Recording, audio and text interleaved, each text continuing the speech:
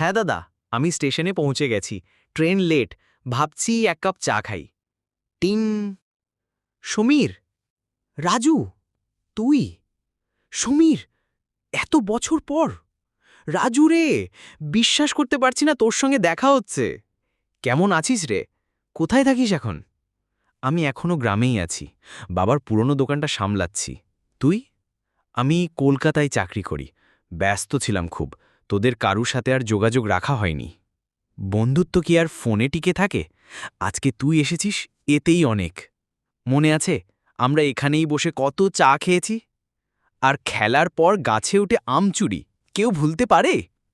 মৃদু হাসে। তোদের খুব মিস করি রে। তাহলে আর দূরে থাকিস না, মাঝে মাঝে চলে আয়। হাত বাড়িয়ে চল, আজ আবার সেই পুরনো চায়ের দোকানে বসি।